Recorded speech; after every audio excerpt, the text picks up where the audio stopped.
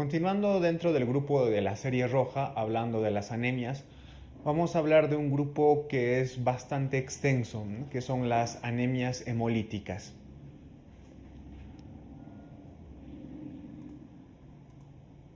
Bien, el grupo de las anemias hemolíticas es bastante extenso, entonces vamos a tratar de resumir y dar algunas características muy puntuales de algunos de estos tipos de anemias.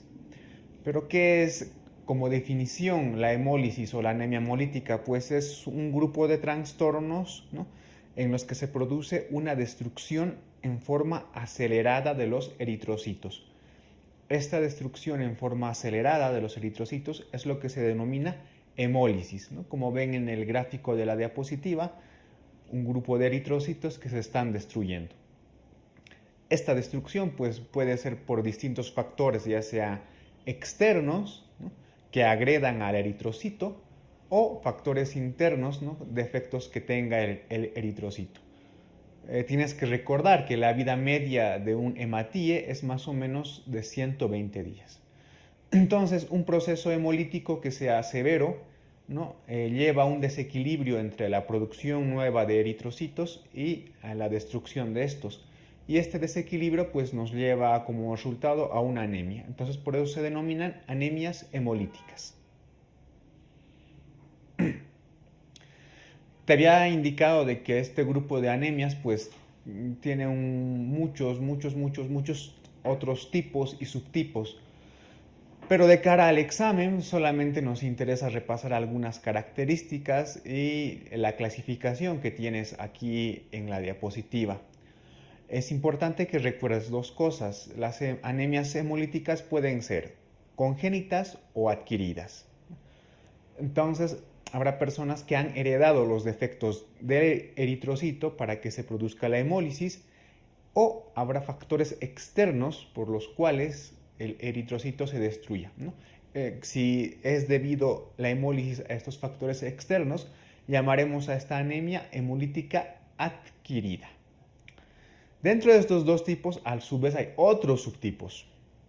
Por ejemplo, dentro de las anemias hemolíticas adquiridas, tenemos las extracorpusculares y las intracorpusculares. Extracorpuscular quiere decir que el defecto está fuera del eritrocito.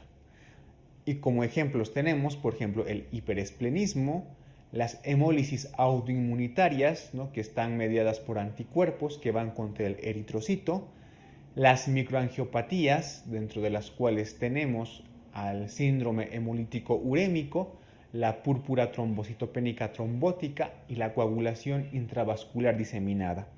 También está el hiperesplenismo, ¿no?, una hiperfunción del vaso, y el efecto tóxico evidente de algunos químicos o factores infecciosos. Normalmente todas las anemias hemolíticas que son adquiridas son extracorpusculares, es decir, que tienen su defecto fuera del eritrocito. Pero como siempre en medicina hay excepciones, y la excepción de una anemia hemolítica adquirida que no sea extracorpuscular es la hemoglobinuria paroxística nocturna. Este tipo de anemia tiene un defecto dentro del eritrocito, aunque es adquirido. El tipo de las anemias hemolíticas congénitas se pueden dividir entre alteraciones de la membrana, alteraciones en las enzimas del metabolismo del eritrocito y alteraciones propias de la cadena de la molécula de hemoglobina, ¿no? Entonces, dentro de las alteraciones que puede sufrir en la membrana un eritrocito tenemos las siguientes anemias hemolíticas, como es la esferocitosis hereditaria, que es la más frecuente, la eritocitosis también hereditaria y otros tipos de trastornos de la membrana.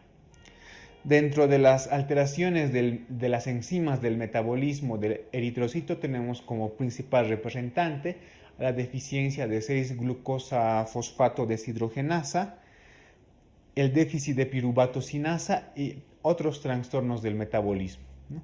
Y dentro de las alteraciones de la hemoglobina pues tenemos principalmente las talasemias, que son alteraciones de las moléculas de globina, y la anemia falciforme o drepanocítica. Entonces recuerda, las anemias hemolíticas adquiridas generalmente son extracorpusculares, es decir, el defecto fuera del eritrocito.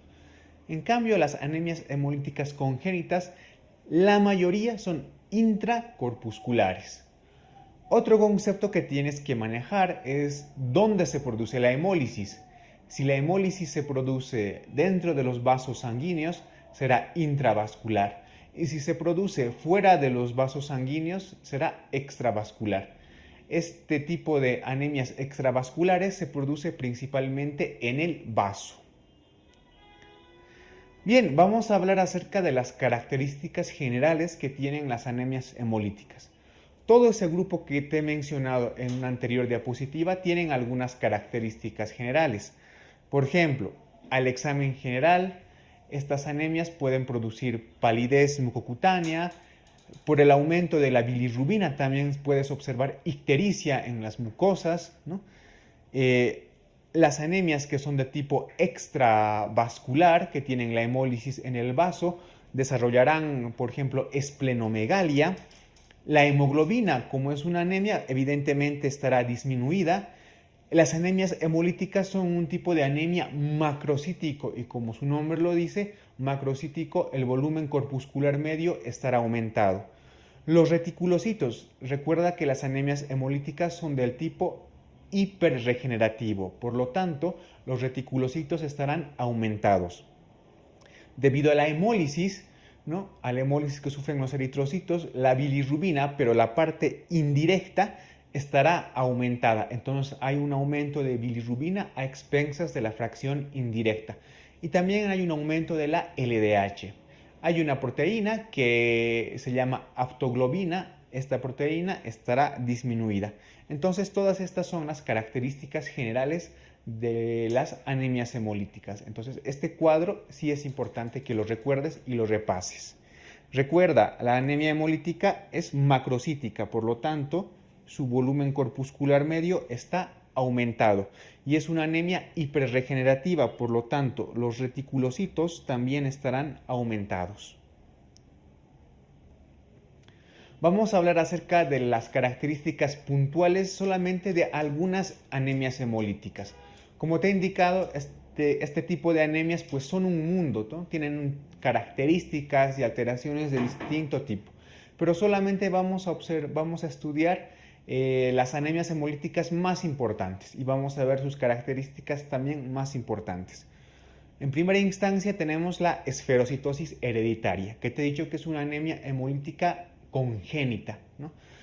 Es una anemia que tiene una alteración principalmente en el citoesqueleto de las membranas del eritrocito, por lo que esta bicapa lipídica de la membrana del eritrocito se debilita.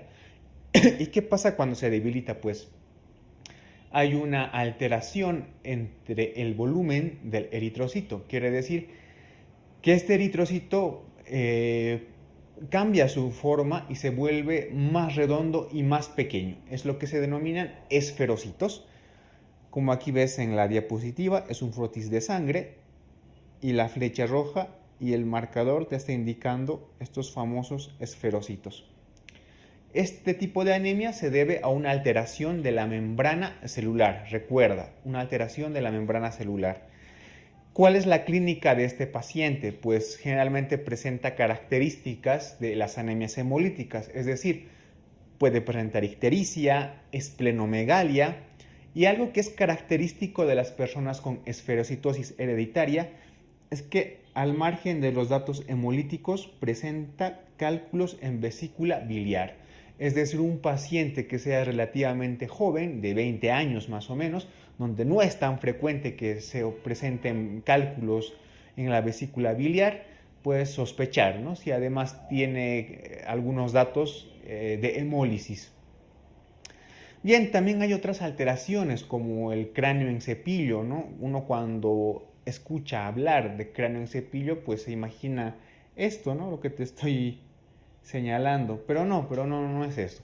Un cráneo en cepillo más o menos es esta imagen radiográfica que te estoy mostrando, y es que se produce por una hiperplasia de la médula ósea. Al sufrir una hemólisis, los eritrocitos pues hay una hiperplasia de la médula ósea para tratar de compensar dicha hemólisis, ¿no? Entonces, en los cálculos biliares en paciente joven, sumado a datos de hemólisis, es muy sugestivo de una esferocitosis hereditaria. ¿Cómo se hace el diagnóstico de este tipo de anemia? Pues lo que tenemos que ver es principalmente en sangre periférica los famosos esferocitos, ¿no? Que no son patognomónicos de esta enfermedad, es decir, no son propios de esta enfermedad. También se pueden ver en las anemias hemolíticas de tipo autoinmune, pero sí que ayudan al diagnóstico. Entonces vemos en sangre periférica esferocitos. ¿Cómo estará el hemograma? Evidentemente tiene que haber anemia, hemoglobina disminuida. Pero te había mencionado al principio que generalmente las anemias hemolíticas son de tipo macrocíticos. Aquí hay una excepción, ¿no? La esferocitosis hereditaria, a pesar de ser una anemia hemolítica, ¿no?, tiene un volumen corpuscular medio normal o disminuido. Por tanto, es una anemia de tipo microcítico. Pese a ser hemolítico, la esferocitosis hereditaria es microcítica, ¿no? Siempre hay excepciones en la medicina y esta es una de ellas, ¿no? Y la diferencia que hay con otros tipos de anemias microcíticas es que la concentración de hemoglobina corpuscular media está incrementada, ¿sí? Es una anemia que es de tipo microcítica, pero en la que en vez de haber hipocromía, existe un aumento de la concentración de hemoglobina corpuscular media. Y sin duda, la prueba que más nos va a ayudar al diagnóstico de este tipo de anemia es la prueba de fragilidad osmótica, que en este tipo de enfermedad es positiva. ¿De qué trata esta prueba? Pues nosotros metemos eritrocitos en una solución hipoosmolar y si los eritrocitos sufren una hemólisis es que esta prueba es positiva y es sugestiva de esferocitosis hereditaria. ¿Cómo se realiza el tratamiento de este tipo de anemias? Generalmente se puede realizar una esplenectomía, pero esta esplenectomía no es curativa de esta enfermedad y solamente se la realiza cuando el paciente tiene sintomatología hemolítica muy grave. El otro grupo de anemias hemolíticas congénitas son las famosas talasemias. Como tú vas a ver cuando veas la fisiología de la sangre, ¿no?, en la materia de fisiología, vas a ver que la molécula de hemoglobina está compuesta de dos cosas. La primera, que es el grupo hemo, ¿no?, y este grupo hemo está unido a cadenas proteínicas de una molécula que se denomina globina. Por eso es hemo, por el grupo hem, y globina, por la molécula proteica o la parte proteica. Entonces, las talasemias son un grupo de anemias hemolíticas que se caracterizan por la alteración de esta parte proteica del grupo de la hemoglobina. Estas cadenas proteicas llamadas globina, pues son de 4 tipos. Tenemos la alfa, la beta, la gamma y la epsilon. Entonces, las principales son la alfa y la beta, ¿no? Y es donde van a ocurrir los principales defectos.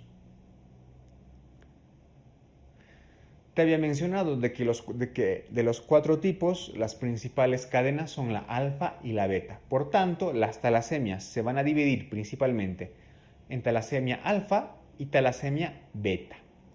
Vamos a hablar un poco de las beta-talasemias. Las beta-talasemias a su vez se van a dividir en dos, una talasemia minor, o también llamada rasgo talasémico, y una talasemia mayor. La talasemia minor o rasgo talasémico es una enfermedad que cursa de forma asintomática y que el diagnóstico generalmente es de forma casual, ¿no? El hemograma se ve generalmente que hay un aumento o incluso una normalidad de los eritrocitos y se evidencia una anemia leve de tipo microcítico.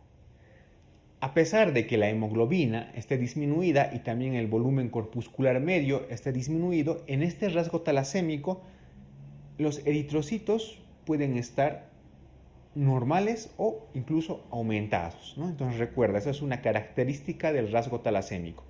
Paciente asintomático con número de eritrocitos normales o aumentados, con una hemoglobina disminuida y con un volumen corpuscular medio también disminuido. Si se realiza una electroforesis de la hemoglobina, muestra que hay una elevación del tipo de hemoglobina A2. En cambio, la talasemia mayor sí que se presenta de forma asintomática, sí que presenta clínica. ¿Y cuál es la clínica de esta talasemia? Pues además de la anemia hemolítica, también puede presentar esplenomegalia, hepatomegalia y algunas veces alteraciones óseas, ¿no? Principalmente se evidencia en pacientes de menor edad, ya sea niños, la talasemia mayor. En cambio, la talasemia minor, al ser una talasemia sintomática, se la puede diagnosticar generalmente en pacientes adultos. Las alfa-talasemias, bueno, son otro grupo de talasemias que se producen por un defecto en la cadena alfa de la globina. Entonces las dividimos igual en las más importantes como la alfa-talasemia minor y la hemoglobinopatía H. La alfa-talasemia minor es una ausencia de las cadenas alfa, ¿no? Y sin embargo el patrón electroforético de la hemoglobina es normal. En cambio, la hemoglobinopatía H se caracteriza por la formación de tetrámeros de cadenas beta, es decir, al no haber cadenas alfa, las cadenas beta se unen entre sí y forman un tetrámero que se denomina hemoglobina H. Esta hemoglobina H se precipita dentro del eritrocito y se produce la hemólisis. Estos pacientes generalmente cursan con una hemólisis crónica y también con una esplenomegalia. Bien, vamos a pasar a hablar ahora acerca de otro grupo de anemias hemolíticas, en este caso adquiridas, que son las anemias hemolíticas autoinmunes. Bueno, al decir autoinmunes quiere decir que se forman anticuerpos por nuestro propio organismo contra los eritrocitos. Entonces, como definición decimos que las anemias hemolíticas autoinmunes se producen por la producción de anticuerpos dirigidos contra los antígenos eritrocitarios, ¿no? Y cuyo principal método de diagnóstico es el famoso test de COMS. Y puede ser directo cuando detectamos inmunoglobulinas sobre la membrana del eritrocito, o puede ser indirecto cuando detectamos estos anticuerpos pero en el plasma. En la imagen de la diapositiva que te voy a marcar, pues muestra un eritrocito, ¿no?, con sus respectivos antígenos, ¿no? Se toma una muestra de sangre, el eritrocito con sus respectivos antígenos, se coloca a los eritrocitos en una muestra, ¿no?, que tiene anticuerpos antihumanos. Esta muestra se denomina reactivo de COMS y por eso se denomina prueba de COMS. Entonces, al someter a los eritrocitos a estos anticuerpos antihumanos, a este reactivo de COMS, si se observa una hemólisis, quiere decir que el resultado es positivo y la anemia es hemolítica autoinmunitaria. Estas anemias hemolíticas autoinmunes también se dividen en dos tipos. Una que se denomina anemia hemolítica por anticuerpos calientes y otra anemia hemolítica por anticuerpos fríos. Esto se debe más o menos a que los anticuerpos fríos precipitan a una temperatura baja y los anticuerpos calientes se forman a una temperatura ambiente. Las características de las anemias autoinmunes por anticuerpos calientes son las siguientes. Tienes que recordar que este tipo de anticuerpos calientes son los más frecuentes. La hemólisis que se produce es extravascular, o sea, se produce la hemólisis en el vaso y está mediada generalmente por inmunoglobulina de tipo IgG. Por el contrario, las anemias por anticuerpos fríos son menos frecuentes que los anticuerpos calientes. Se caracteriza porque forman crioaglutininas.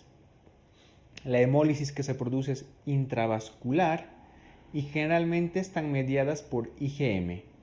Este tipo de anemia por anticuerpos fríos está generalmente asociada a enfermedades como la sífilis, infecciones por Mycoplasma pneumoniae, por ejemplo, y algunos otros tipos de virus.